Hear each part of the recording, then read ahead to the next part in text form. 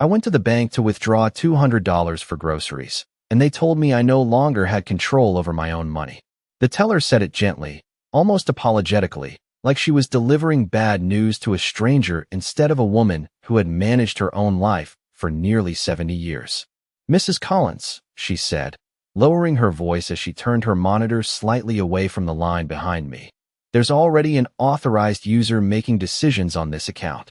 For a moment, I thought she must have pulled up the wrong file, because I recognized the balance, I recognized the account number, but I did not recognize the story she was telling me. I rested my hand on the marble counter, feeling the cool surface under my palm, steadying myself. "That can't be right," I said. "I don't share my account with anyone." She hesitated, then clicked once, twice, her eyes scanning something on the screen. "It was updated about 5 weeks ago," she replied. "Joint access. Full permissions. 5 weeks." I repeated that in my head while the fluorescent lights above us hummed softly, and someone behind me shifted impatiently. 5 weeks ago, I had been sitting at my kitchen table in Columbus, Ohio, balancing my checkbook the way I always did, with my reading glasses low on my nose and a cup of Folgers going cold beside me. Everything had been exactly where it should be. I straightened my back and met her eyes. "Can you show me who that authorized user is?" I asked. She glanced over her shoulder, then turned the screen just enough for me to see the name. "Rachel Collins, my daughter-in-law." The name sat there in clean digital letters, calm and official, as if it had always belonged.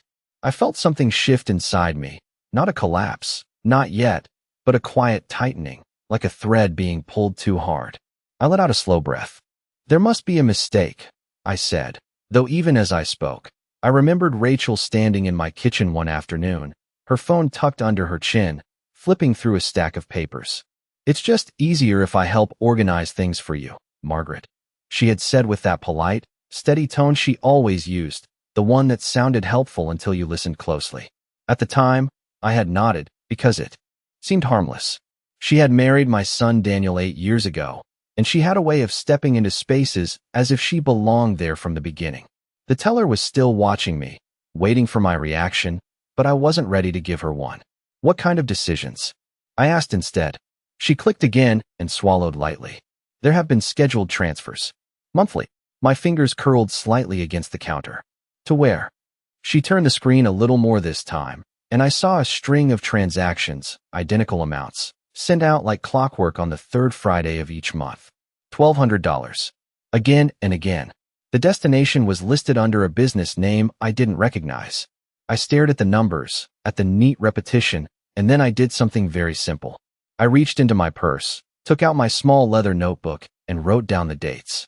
The teller blinked, perhaps expecting me to argue or panic, but I did neither. "Can you print this for me?" I asked. She nodded quickly, as the printer behind her whirred to life. I felt the weight of something settling into place, not confusion anymore, but a question forming with edges sharp enough to cut through whatever story I had been told at home. Because 5 weeks ago, when those permissions were added, I hadn't been at the bank. I had been at Riverside Medical Center, recovering from a minor stroke, and Rachel had been the one sitting beside my bed, holding a clipboard and saying, "Just sign here, Margaret, it's routine." I took the printed pages from the teller and folded them carefully, as if they might break. "Thank you," I said, my voice steady now. I turned toward the exit, my sensible shoes tapping against the tile floor, each step measured. I wasn't thinking about the money anymore. I was thinking about that clipboard, about Rachel's calm smile, and about the fact that my name, my own name, had been used to open a door I never agreed to unlock. And as I pushed open the glass door and stepped out into the cold Ohio air, one question stayed with me, clear and impossible to ignore. Exactly what had I signed that day in the hospital, and why did it give someone else the right to decide how I lived? I did not drive straight home. Instead, I sat in my Buick for a full minute with the engine idling, the heater humming low against the February cold, and those printed pages resting on my lap like something heavier than paper. $1,200. Third Friday of every month. The pattern was too clean to be an accident, and I had lived long enough to know that when something looks that organized, someone has been planning it. I reached for my phone and scrolled through my recent transactions, comparing them line by line with what the bank had given me. The numbers matched. Every single one. Which meant this was not a clerical error, and it was not something new that had just happened. It had been happening quietly, right under my nose, while I was measuring out my grocery budget and deciding whether I could afford to replace the tires on my car before summer. I turned off the engine and sat in the silence. Then I did something simple. I dialed my son. He answered on the third ring. "Hey, Mom," Daniel said, his voice warm, a little distracted. I could hear something in the background, the faint clatter of dishes, or maybe the television. "Everything okay?" I looked down at the papers again, at Rachel's name printed neatly where mine should have been the only one. "I was at the bank this morning," I said, keeping my tone even. "They told me someone has joint access to my account." There was a pause, just a second too long. "Yeah," he replied, then cleared his throat. "Rachel mentioned that. We thought it would make things easier for you." I leaned back against the seat. "Easier in what way?" I asked. He hesitated again, and this time I heard Rachel's voice faintly in the background, asking something I could not quite make out. "Just handling bills and stuff," Daniel said. "You know, making sure everything is paid on time. You have had a lot going on lately." I let that sit between us for a moment. "Daniel," I said, a little more firmly now, "did you know there have been monthly transfers out of my account?" The silence that followed felt different. It was no longer casual. It had weight. "What transfers?" he asked, and his voice shifted just enough that I could tell he was not prepared for that question. I glanced at the line of transactions again. $1,200. Every month. Same day. "Do you recognize that?" There was a muffled sound, like he had covered the phone, and then Rachel's voice came clearer this time, sharper. "Who is that?" she asked. Daniel came back on the line. "Mom, I am sure there is an explanation," he said quickly. "Rachel has been helping organize some things. Maybe it is tied to that." I closed my eyes for a brief second, not out of weakness, but to focus. "Then I would like to hear that explanation," I said, "because I have never approved any transfers like that." He exhaled. "Let me talk to Rachel and call you back, okay?" he said. "We will figure it out." I ended the call without arguing. There was no point in pushing while they were unprepared. I needed to see how they chose to explain this when they had time to think. I folded the bank statement again, placed it back into my purse, and finally started the car. On the drive home, I made one more decision. I would not confront them in anger, and I would not give them the full picture of what I knew. Not yet. When I pulled into my driveway, the house looked exactly as it always did, the same white siding, the same small maple tree in the front yard, but something about it felt different now, like a stage where I had been standing without realizing there was an audience watching. Inside, I set my purse on the kitchen counter and opened the drawer where I kept my checkbook. I flipped through the last few months of entries, matching dates, confirming amounts, building a clearer picture of what had been taken and when. The numbers lined up too precisely to ignore. This was not carelessness. It was control. My phone buzzed on the counter. Daniel's name lit up the screen. I let it ring once, twice, 3 times before I answered. "Mom," he said quickly, "Rachel says those transfers are for expenses she has been covering on your behalf. Things like utilities, insurance, that kind of stuff." I looked around my kitchen, at the neatly stacked bills I had paid myself, at the receipts I kept clipped together by month. "That is interesting," I said calmly, "because I have been paying all of my own bills." There was a sharp intake of breath on the other end, and then Rachel's voice came on the line, smooth but tighter than before. "Margaret, we can explain everything," she said. "It is just a misunderstanding." I rested my hand on the counter, feeling the grain of the wood under my fingers. "Then I think it is time we sit down and go through it together," I replied. "All of it." There was a brief pause, and in that pause I could feel the balance shift, just slightly. Rachel spoke again, slower now. "Of course," she said. "We can do that." I ended the call and looked at the stack of bills in front of me, then at the bank statement beside them. 2 versions of the same story. Only one of them was true. And I had a feeling that when we finally put everything on the table, I was going to find out exactly how far this had gone. The next morning, I did something I had not done in years. I opened every drawer in my kitchen and pulled out every piece of paper I had kept without thinking too much about it at the time. Utility bills, insurance statements, pharmacy receipts, even the little carbon copies from when I still paid certain things in person. I spread them across the dining table, the same table where Daniel used to do his homework when he was a boy, his feet barely touching the floor. Back then, he would look up at me and say, "Mom, can you check this?" And I always would. I always made sure everything was right for him.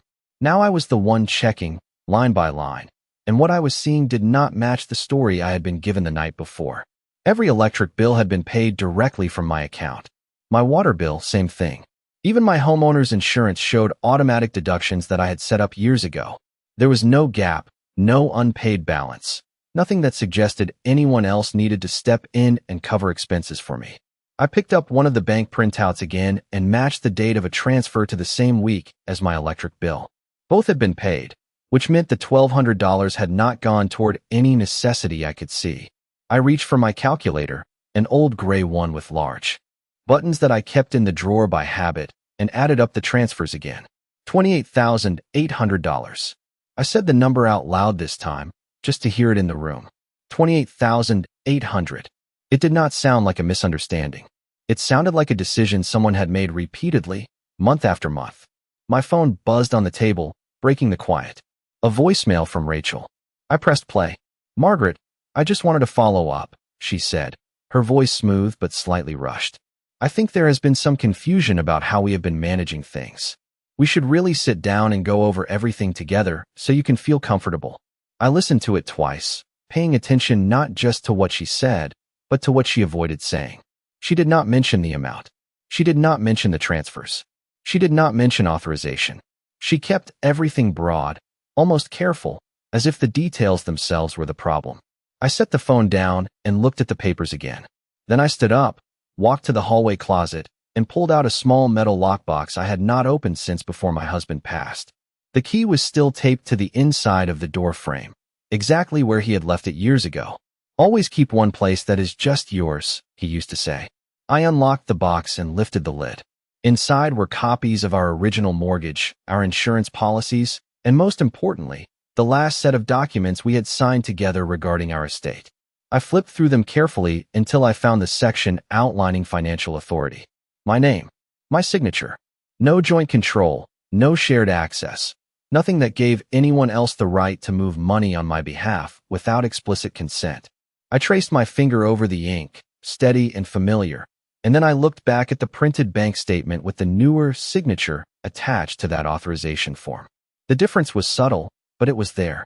Mine had always been deliberate, each letter fully formed. The one on that document looked slightly compressed, like someone had been in a hurry or had practiced just enough to get close. I closed the lockbox slowly, my mind moving from uncertainty into something sharper. This was no longer about whether something was wrong. It was about how it had been done and who had known about it. My phone rang again. This time it was Daniel. I answered. "Mom, Rachel and I can come by tonight," he said. "We can go through everything face to face." I glanced at the papers spread across the table, then at the lockbox resting open beside them. "That sounds like a good idea," I replied. "Bring whatever records you have. I would like to see everything." There was a pause. Then he said, "Okay, we will be there around 6. I ended the call and began organizing the documents into neat stacks, each one telling a different part of the same story. Paid bills, bank transfers, legal records. I placed the bank printouts on top, where they would be impossible to ignore. As I worked, I felt the balance shift again, just slightly more in my favor. Because whatever explanation they brought into this house tonight, it would have to stand against what I now held in my hands. And as I looked at the two signatures side by side one more time, a new question surfaced, one that felt heavier than the rest. If that signature was not truly mine, then who had stood there and made it look like it was? At exactly 6 o'clock, I heard Daniel's truck pull into the driveway, the familiar low rumble of the engine carrying through the quiet of the house. I was already seated at the dining table, the documents arranged in 3 neat stacks, the bank statements placed squarely in the center. I had even set out 3 chairs, evenly spaced, as if this were just another family dinner. When the door opened, Rachel walked in first, her coat still buttoned, her expression composed in that careful way she had perfected over the years. Daniel followed behind her, holding a slim folder under his arm. "Mom," he said, offering a small smile, "you did not have to set all this up." I looked at him for a moment, then gestured to the table. "I thought it would be easier if we could all see the same information," I replied. Rachel stepped closer, her eyes moving quickly over the papers, lingering for a fraction of a second on the bank statements before she looked back at me. That makes sense, she said. We brought some records too. She reached into her bag and placed a few printed pages on the table, sliding them forward with a controlled, deliberate motion. I did not touch them yet. Instead, I picked up one of my own documents and turned it so they could both see. These are my utility payments, I said. Electric, water, insurance. All paid directly from my account. On time. Every month. Daniel leaned in, scanning the page. Rachel nodded slowly. Right, she said. That is part of what we wanted to clarify. I held up the bank statement next. And these, I continued, tapping the line of identical transfers, are $1,200 leaving that same account on the third Friday of each month. Can you explain where that money is going? Daniel shifted his weight, glancing at Rachel. She answered before he could. That is reimbursement, she said smoothly. There have been additional expenses we covered for you. Maintenance, some medical coordination, things that were easier for us to handle directly. I listened without interrupting, then reached for a small envelope I had set aside earlier. I slid out a receipt and placed it beside the bank statement. This is from my last doctor's visit, I said. Paid in full by me on the same day. Then another receipt. And this is the repair for my water heater. Also paid by me. Rachel's expression did not change, but her eyes flickered briefly to the documents, recalculating. Daniel looked between us, his brow tightening. Maybe it is just how it is categorized, he said, his voice uncertain now. Sometimes those things get coded differently. I nodded once, as if considering that. Then I reached into my purse and pulled out the printed authorization form the bank had given me. I placed it flat on the table and turned it toward them. Then let us talk about this, I said. Rachel's gaze dropped to the paper, and for the first time since she walked in, she did not immediately speak. Daniel leaned closer, reading the header, then the signature line. This is the joint access form, I continued. The one that gave full control over my account. Rachel lifted her chin slightly. Yes, she said. That was done when you were in the hospital. You agreed to it. I rested my hands on the table, keeping them still. I agreed to sign insurance paperwork, I replied. I do not recall agreeing to give anyone full financial control. Daniel looked at Rachel. You said it was just temporary help, he said quietly. Rachel turned to him, her tone firm but measured. It was, she said. She needed support, Daniel. You saw how overwhelmed everything was. I watched them both for a moment, then picked up the authorization form again and placed it beside a copy of my older legal documents from the lockbox. 2 signatures, side by side. Take a closer look, I said. Daniel leaned in, studying them carefully. Rachel remained still. The room felt tighter now, the air heavier, as if the walls themselves were waiting. After a few seconds, Daniel straightened slightly. They look similar, he said, though there was hesitation in his voice. I did not respond right away. Instead, I reached into the folder Daniel had brought and pulled out one of his pages without asking. It was a summary of transactions, printed from an online account. At the top, in small text, was the name of the receiving account. Not just an LLC this time, but a full registered business name, followed by an address. I read it once, then again, making sure I had not misunderstood. Then I looked up at Rachel. This business, I said calmly, tapping the page, is registered under your name. Daniel turned sharply toward her. Rachel, he asked. She opened her mouth, but for a moment, no words came out. I folded my hands together on the table, feeling the shift settle fully into place. Because this was no longer a question of confusion or miscommunication. This was a direct line from my account to hers. And as the silence stretched between us, one realization rose above all the others, clear and undeniable. She had not just been helping manage my money. She had been moving it into something that belonged entirely to her. Daniel's chair scraped sharply against the floor as he pushed himself back from the table, his eyes fixed on Rachel in a way I had not seen before. That is your business? He asked, his voice lower now, tighter. Rachel did not look at him right away. Instead, she reached for the document, straightened it with careful fingers, and then finally met his gaze. Yes, she said, steady but firm. It is my company. The room went quiet again, but this time it was not confusion. It was pressure building, layer by layer. I remained seated, my hands still folded, watching them both. Daniel let out a breath through his nose. You told me you were helping Mom manage her expenses, he said. I did not know anything about money going into your business. Rachel turned slightly toward him, her posture sharpening. Because you did not ask, she replied. And because I was handling it efficiently. The funds were being put to use, not just sitting idle. I tilted my head just slightly, studying her. My savings are not idle, I said quietly. They are security. They are the result of 40 years of work. Rachel's expression did not soften. And security requires management, she said. You were not in a position to handle everything after the hospital, Margaret. Someone had to step in. Daniel looked between us again, his uncertainty now turning into something closer to discomfort. Rachel, he said, you should have told me. She exhaled, a controlled sound, then reached into her bag and pulled out another document I had not seen before. She placed it on the table with a deliberate motion. Fine, she said. Let us stop circling around this. I leaned forward slightly. It was a printed agreement, dated just 3 weeks earlier, outlining projected expenses and ongoing financial coordination. My name appeared again, typed neatly at the top, with a signature line below. My signature, or something very close to it. Daniel frowned. What is this? He asked. Rachel tapped the page. This is the updated plan, she said. We were going to formalize everything.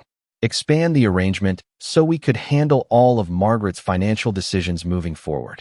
I felt a subtle shift in my chest, not panic, but a tightening that sharpened my focus. Expand, I repeated. Without discussing it with me, Rachel met my eyes directly now. We were going to discuss it, she said. Tonight, actually. That is why I wanted us to sit down. I let that settle for a moment. Then I reached out and slid the document closer to me. The ink on the signature line was darker, fresher than the others I had seen. And this, I said, was already prepared, with my name already signed. Daniel's head snapped toward her. Rachel, did she sign this? He asked. Rachel did not answer immediately. Instead, she adjusted the sleeve of her coat, a small, controlled movement. It is a draft, she said finally. We were going to review it together. I looked down at the page again, tracing the letters of my name with my eyes. There it was, once more, that slight compression in the strokes, the same subtle difference I had noticed before. Not identical, not authentic. My fingers rested lightly on the paper. You seem very comfortable making decisions on my behalf, I said, my voice calm but firm. Rachel's jaw tightened just slightly. I am comfortable doing what is necessary, she replied. Because someone has to. Daniel ran a hand through his hair, pacing a step away from the table. This is not right, he said. We should have talked about this. All of it. Rachel turned toward him, her tone sharpening now. We are talking about it, she said. And if you actually looked at the numbers, you would see that this is the smartest way to handle things long term. I watched them, noting the shift in her language. Not helping, not organizing, handling, controlling, planning ahead. I reached for the bank statements again and tapped the line of transfers. Then let us be very clear, I said. This money went from my account into your business. Not toward my bills, not toward my care, into something you own. Rachel held my gaze, and for the first time, there was no attempt to soften it. It is an investment, she said. For the future. The word hung in the air, heavier than anything she had said before. Investment, not reimbursement, not assistance. Daniel stopped pacing. Whose future? He asked quietly. Rachel did not answer him. She kept her eyes on me instead, as if the question did not belong to him at all. And in that moment, I understood something I had not fully seen before. This was not just about what had already been taken. This was about what she intended to take next. I folded the new document carefully, placed it on top of the others, and met her gaze without looking away. Because if she already had a plan for my future, then the real question was how much of it she believed she could still claim before I stopped her. I let the word investment settle in the room without challenging it right away, because sometimes the most useful thing a person can do is listen to how far someone else is willing to go when they believe they are in control.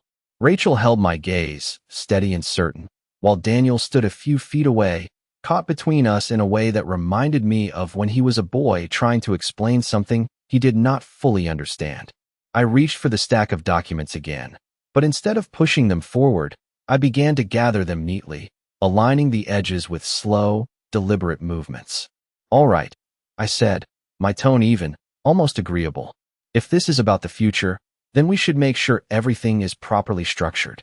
Rachel blinked once, just a small break in her composure. Daniel looked at me, confused. What do you mean? He asked. I slid the papers into a single folder and closed it. I mean that if anyone is going to manage my finances, it needs to be done the right way, I replied. With clear documentation, clear boundaries, and proper oversight. Rachel's shoulders eased slightly, as if she had been expecting resistance and was now recalibrating. That is exactly what I have been trying to do, she said. That is why I prepared that plan. I nodded, as though I were considering her point seriously. Then we should review it carefully, I said. Not just tonight. With a professional present. Daniel frowned. Like a financial advisor? He asked. Or an attorney? I added, meeting Rachel's eyes again. There it was, the smallest shift. Not fear, not yet, but awareness. She understood what that meant. External review. Accountability. Records examined by someone who did not belong to the family.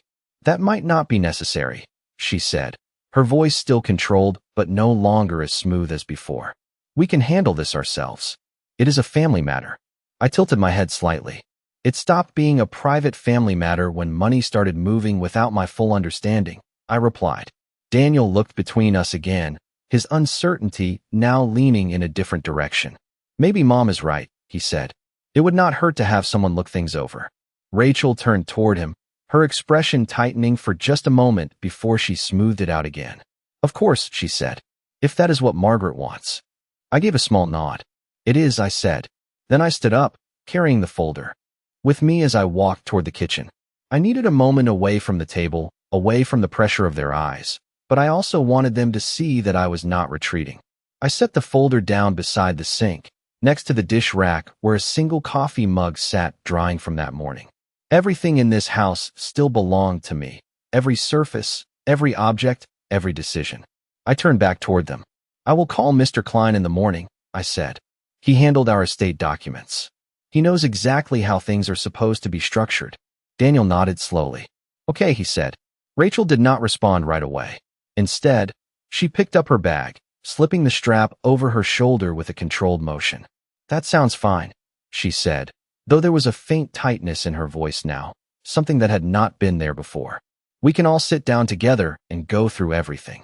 I watched her carefully, noting the way her fingers lingered on the edge of the table for a fraction of a second before she pulled her hand away. It was a small detail, but it told me something important. She had expected to lead this conversation. Now she was adjusting to follow it. Daniel stepped closer to me. Mom, he said quietly, we will figure this out. I promise. I gave him a small, measured smile. I know we will, I replied. And I meant it, though perhaps not in the way he intended. They left a few minutes later, the front door closing with a soft but final sound. I stood in the hallway for a moment, listening to the fading rumble of Daniel's truck as it pulled away. Then I walked back into the kitchen and opened the folder again, spreading the documents out one more time under the warm overhead light. I picked up the authorization form, then the newer draft Rachel had brought, placing them side by side once more. Two signatures that were close, but not quite right. Two versions of my name, both used to justify decisions I had never fully agreed to. I reached for my phone and scrolled to Mr. Klein's number, hovering over it without pressing call just yet. Because now I understood something I had not fully seen before. This was not just about proving what had already happened. It was about preparing for what might happen next. And if Rachel had been confident enough to move money and draft new agreements without hesitation, then I had to assume she was already planning her next step, whether I was ready or not. The next morning, I did not wait. I called Mr. Klein at 8:15 sharp, the same time I used to call the pharmacy when I needed to refill a prescription before the line got busy. He answered on the second ring, his voice steady, familiar. Howard Klein speaking. Howard, it is Margaret Collins, I said. I need you to look at something for me. Today, if possible. There was a brief pause. Then his tone shifted slightly, more attentive. Of course, Margaret. Come by at 10. Bring whatever you have. By 10 o'clock, I was seated across from his desk, the same leather chair I had sat in years ago when my husband and I finalized our estate documents. The office smelled the same, faintly of paper and polish, as if time had decided to leave this place untouched. I placed the folder in front of him and opened it without ceremony. There have been changes made to my bank account, I said, and documents signed that I do not fully recognize. He adjusted his glasses and began reviewing the pages one by one, his movements precise, unhurried. I watched his expression, not interrupting. When he reached the authorization form, he stopped, just for a second. Then he looked up at me. "You did not sign this in my presence," he said. "No," I replied. He nodded once and returned to the page, studying the signature more closely. Then he picked up the newer draft Rachel had brought and placed it beside the first. "And this one?" he asked. "Also not in your presence," I said. He leaned back slightly, folding his hands together.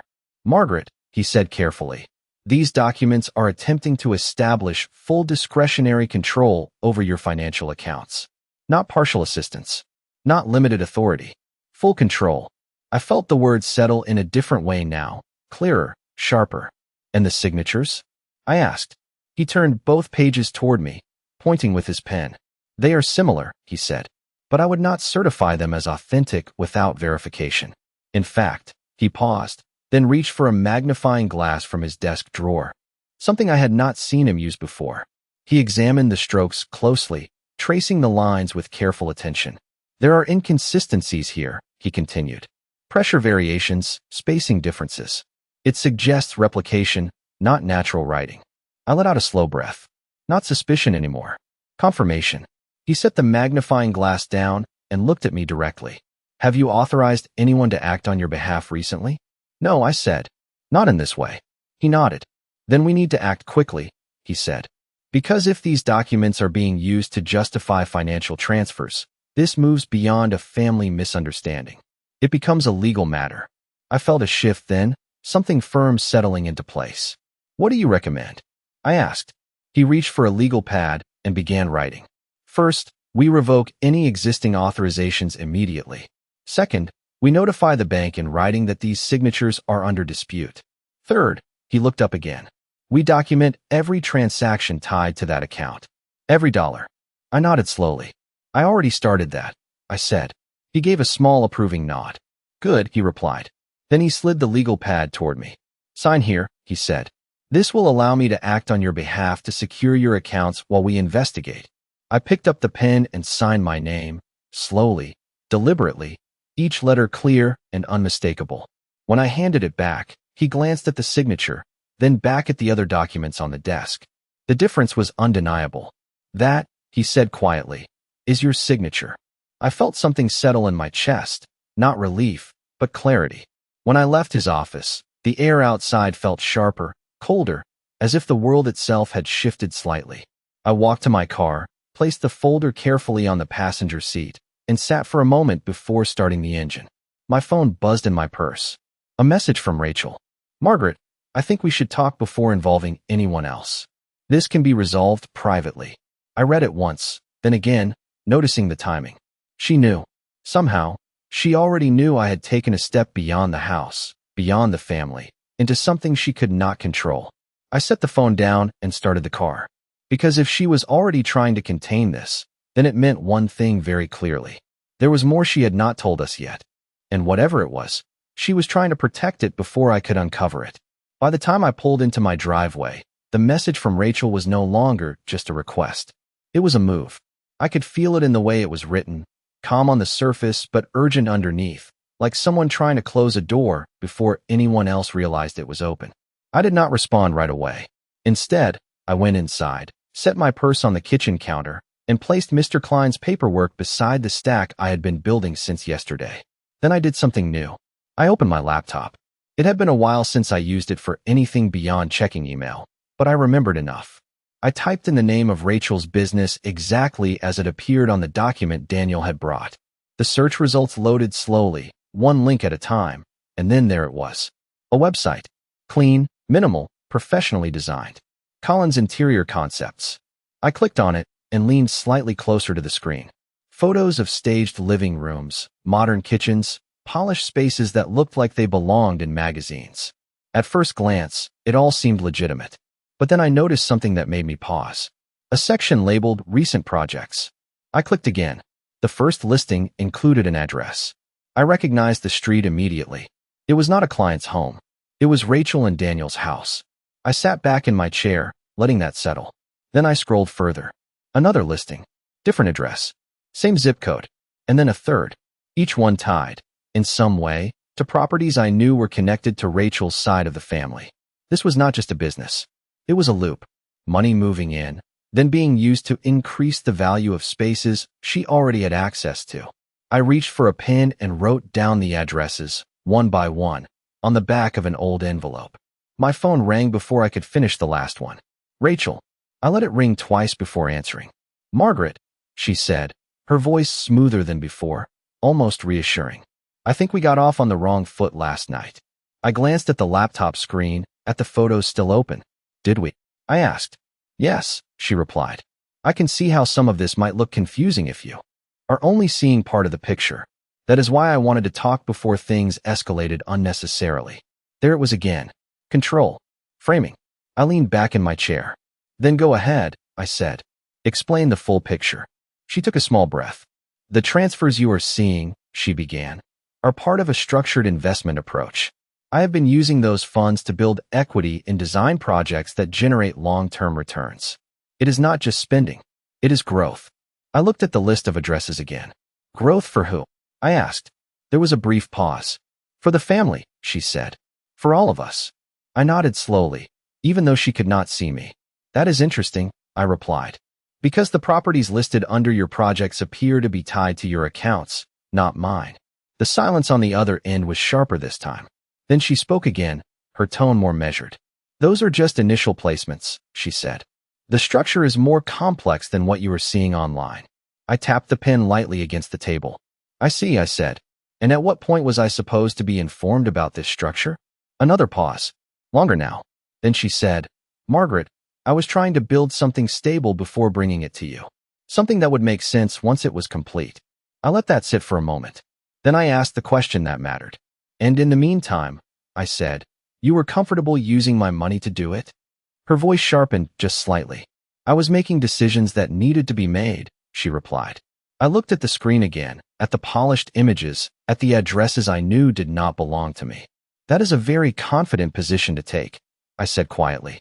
Especially considering the paperwork you used to justify it. There was a shift then, not retreat. Something else. Rachel exhaled slowly. Margaret, she said, her voice lower now, steadier. You can involve attorneys if you want. But once that happens, things become formal. Complicated. It affects everyone. I smiled faintly, though she could not see it. Yes, I said. That is usually how accountability works. She did not respond immediately. When she spoke again, her tone had changed. Less persuasion. More certainty. Then I think you should understand something, she said. Those funds are already in motion. They are not just sitting in an account waiting to be returned. I felt the words land, not as a surprise, but as confirmation of what I had already begun to suspect. This was not just about what had been taken. It was about what had already been built with it. I closed the laptop slowly. Then I suppose, I said, we will need to take a closer look at exactly where they went. I ended the call before she could respond, setting the phone down beside the list of addresses. Because if the money had already been moved, invested, and tied into something larger, then uncovering the full truth was no longer just about proving what she had done. It was about finding out how deep it went, and whether I was the only one whose name had been used to make it happen. I did not call Rachel back, and I did not call Daniel either. Instead, I picked up the list of addresses I had written and slipped it into my coat pocket, then grabbed my keys and headed back out the door before I could second-guess the decision. If the money had been put into motion, as she said, then I needed to see exactly what that motion looked like in the real world.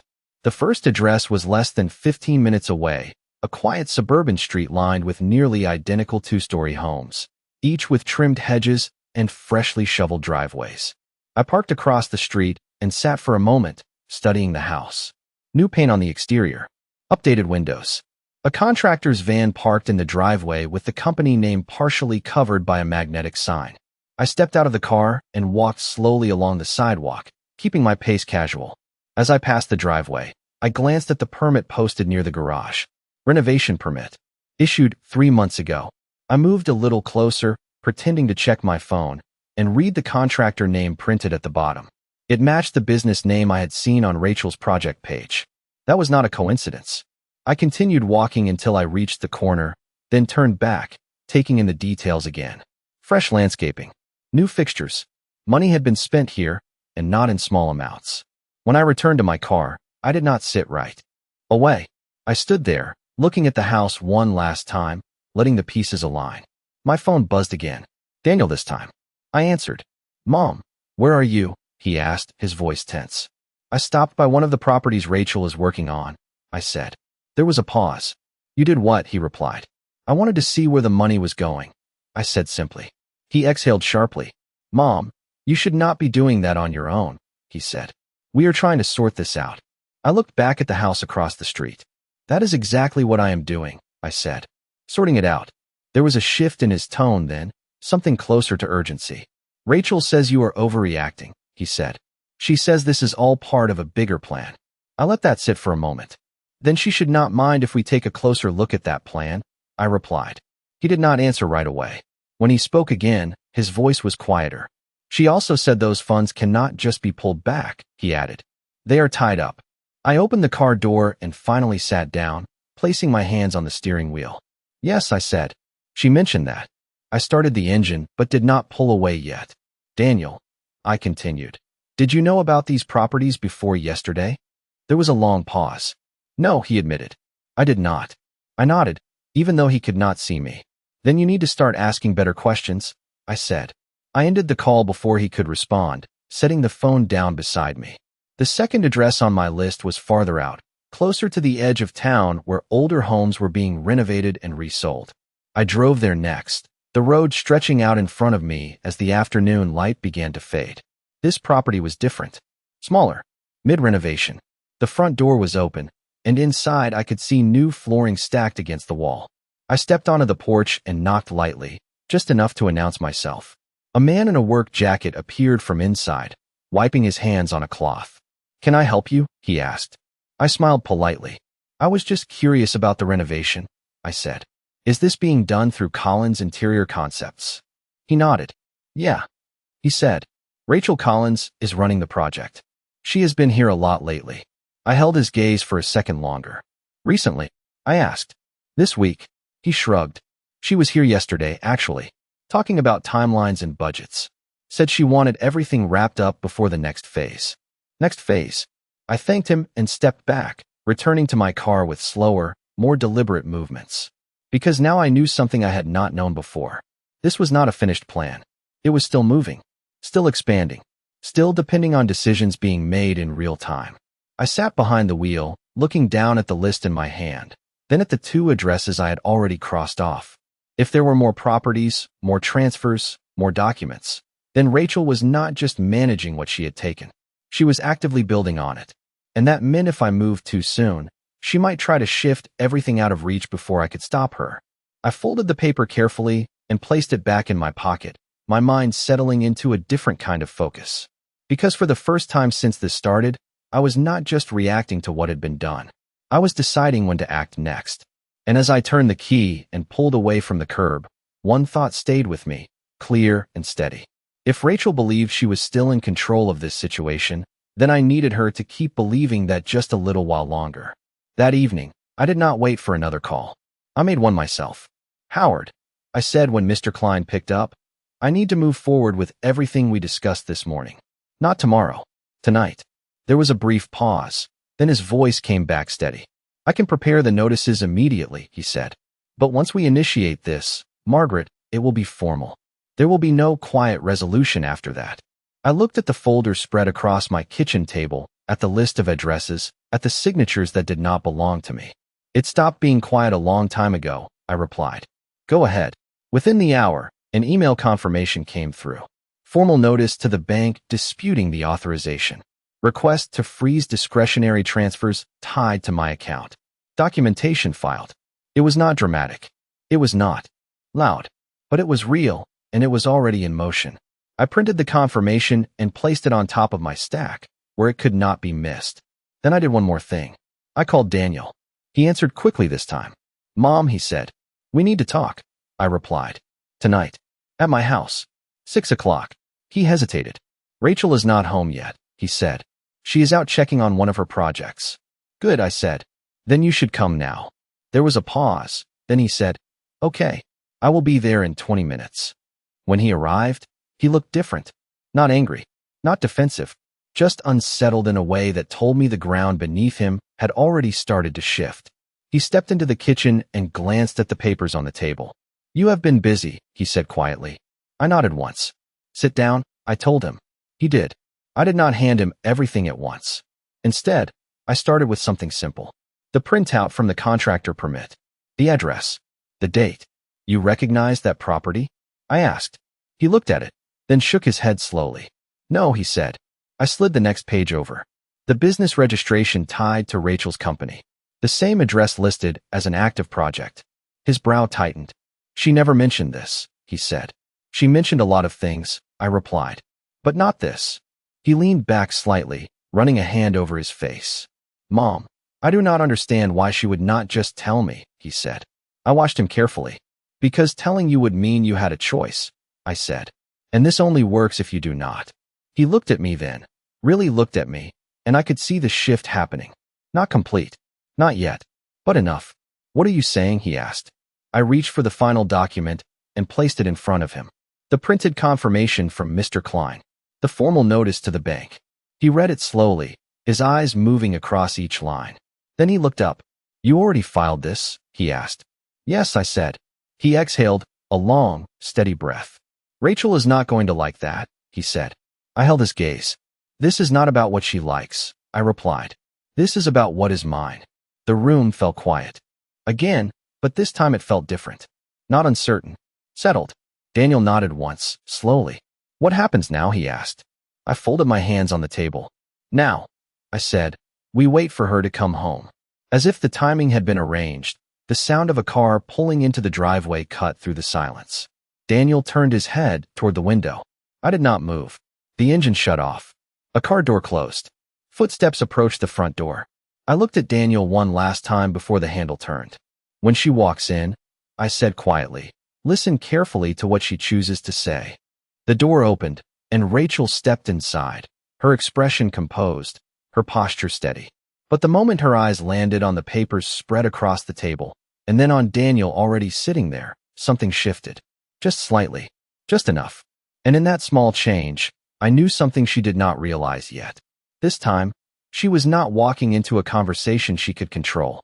She was walking into something that had already begun without her.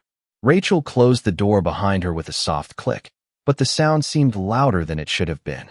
She took a step into the kitchen, her eyes moving quickly from Daniel to me, then down to the documents spread across the table. "I did not realize we were having another meeting," she said, setting her keys down carefully. Her voice was controlled, but there was a sharper edge underneath it now. I gestured toward the chair across from Daniel. "We are not," I replied. "We are finishing the one we started." She did not sit immediately.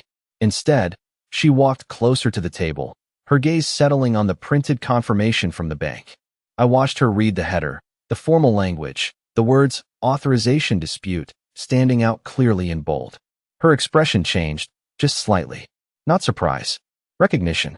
"You involved an attorney," she said, looking up at me. "Yes," I answered. Daniel shifted in his seat. "Rachel, I did not know she was going to file anything yet," he said. Rachel did not look at him. She kept her attention on me.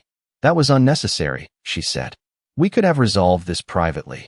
I reached for the folder and opened it, sliding one document at a time toward her. "You already made that decision for me," I said, "when you started signing my name." Her jaw tightened. "I did not forge anything," she replied quickly. "You signed those documents." I did not respond immediately.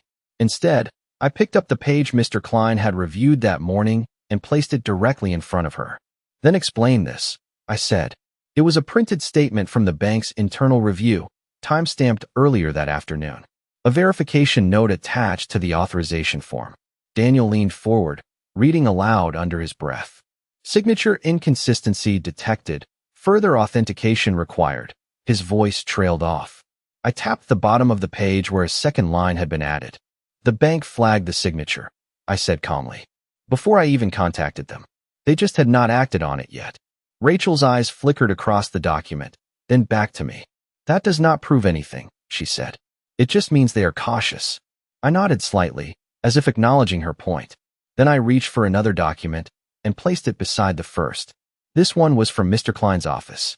A formal statement noting the discrepancy between my verified signature and the one used on the authorization form, with a recommendation for immediate investigation. Daniel read it more slowly this time, his face tightening as he reached the end.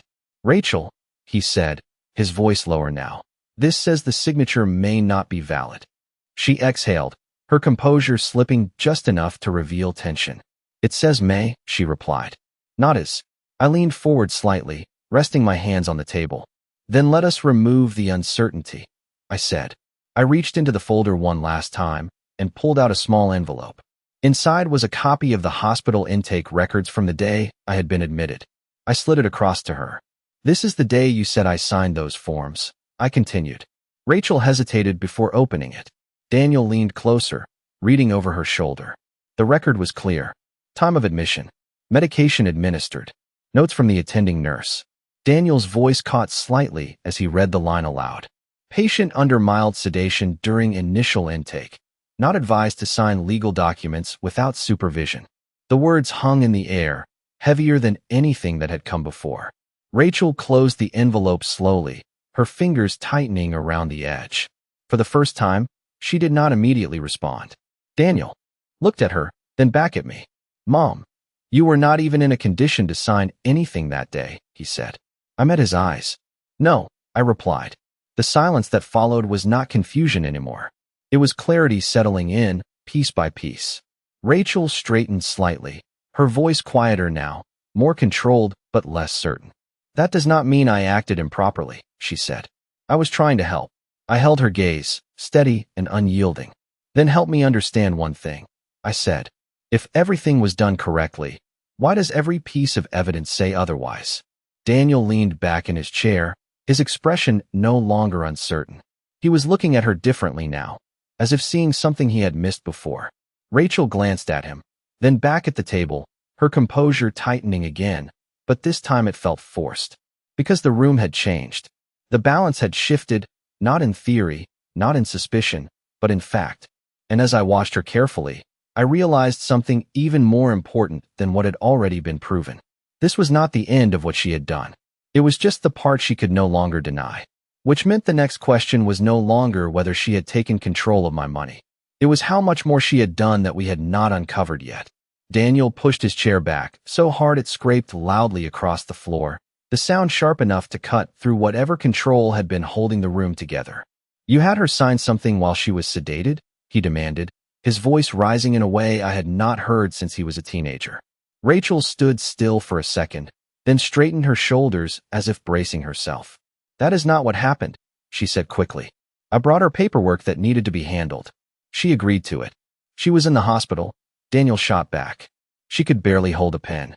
I felt something break loose inside me then, something I had been holding back since the moment I saw her name on that account. I stood up, my hands pressing hard against the edge of the table. "Do not tell me what I agreed to," I said, my voice louder now, shaking with something I could no longer keep contained. "I remember that day. I remember you standing over me with a clipboard, telling me it was routine. You never said it was about my money." Rachel's composure cracked, just enough for it to show. "You were overwhelmed," she said. "You needed help." "Help," I repeated, stepping around the table so I was no longer sitting across from her, but standing directly in front of her. "You call this help? Moving nearly $30,000 out of my account into something that belongs to you." Daniel turned toward her again, his face flushed now. "Answer her," he said. "Did you take that money without telling her?" Rachel's eyes flicked between us, calculating, searching for a way to hold her ground. "It was not taking," she said, her voice sharper now. "It was an investment. I was building something that would benefit everyone." "Everyone." Daniel's voice cracked on the word. "Or just you?" She opened her mouth, but for the first time, the answer did not come as easily. I felt my chest tighten, my breath coming faster now, the anger finally catching up with everything I had seen. "You used my name," I said, my voice lower but more intense. "You used my signature. You used my money. And you never once thought I deserved to know." Rachel shook her head, her control slipping further. "I was trying to secure a future," she insisted. "You do not understand how these things work." I let out a short, incredulous laugh, the sound surprising even me. "No," I said. "What I understand is very simple. You made decisions that were not yours to make. Daniel stepped closer to her, his hands at his sides, tense. Rachel, this is not a misunderstanding, he said. This is serious. You could get into real trouble for this. Her eyes hardened slightly at that, a defensive edge returning. I did not do anything illegal, she said. The funds were used productively. There is documentation. I pointed to the stack of papers on the table. Yes, I said. There is documentation. And none of it supports what you are saying. The room fell into a heavy silence again, but this time it was not quiet. It was charged, unstable, like something had finally tipped past the point of being contained. I could feel my hands trembling slightly, but I did not step back. I did not soften, because this was no longer about keeping the peace or understanding her reasoning. This was about what had been done. Daniel ran a hand over his face, then looked at her again, his voice lower, but more certain now. Did you think she would never find out? He asked. Rachel did not answer immediately. When she did, her voice was quieter, but there was still that stubborn edge beneath it. I thought by the time she did, it would already make sense, she said. I shook my head slowly, disbelief mixing with anger. That is not how trust works, I said. You do not get to rewrite it after the fact. I turned slightly, grabbing the folder from the table and holding it in my hand. This is already with the bank, I added, and with an attorney. This is not going away. Rachel's expression shifted again, something closer to alarm now, though she tried to hide it. You are taking this too far, she said. Am I? I replied. Because from where I am standing, I have not taken it far enough. Daniel looked between us, then back at her, and something in his face settled, something final. Rachel, he said, we need to fix this. Now. She stood there, silent for a moment, her options narrowing with every second that passed. And as I watched her, I realized the confrontation we were having was only the beginning. Because the money, the signatures, the documents, those were just the surface. The real consequences of what she had done had not even started yet. The silence after Daniel's words did not last long. It broke with a sharp knock at the front door. Not hesitant, not polite, firm, official. All three of us turned at the same time. Daniel frowned. Are you expecting someone? He asked. I did not answer him. I already knew. I walked past them, my steps steady now, every movement grounded in something I had not felt since this began. Control. When I opened the door, 2 officers stood on the porch, uniforms crisp against the cold evening air. One of them spoke first. Mrs. Collins? I nodded. Yes. He glanced briefly at a small notepad in his hand, then back at me. We received a report from First National Bank regarding suspected financial fraud tied to your account. We were asked to follow up immediately. I stepped aside without hesitation. You should. Come in, I said. Behind me, I heard Rachel's breath catch. Not loud, not dramatic, but real. The officers entered, their presence filling the space in a way nothing else had. Daniel stood frozen near the table, his eyes moving quickly between me, Rachel, and the officers. What is going on? He asked, his voice unsteady. I did not look at him. I kept my eyes on Rachel, because for the first time, she did not look composed. The control she had held so tightly was slipping, piece by piece. Ma'am, the second officer said, turning toward her, are you Rachel Collins? She hesitated. Just a second, but it was enough. Yes, she said finally. Can you step over here with us, please? He continued, gesturing slightly away from the table. She did not move right away. Her eyes flicked toward Daniel, searching for something. Support, explanation, denial. He did not give it. He could not. The evidence was already on the table.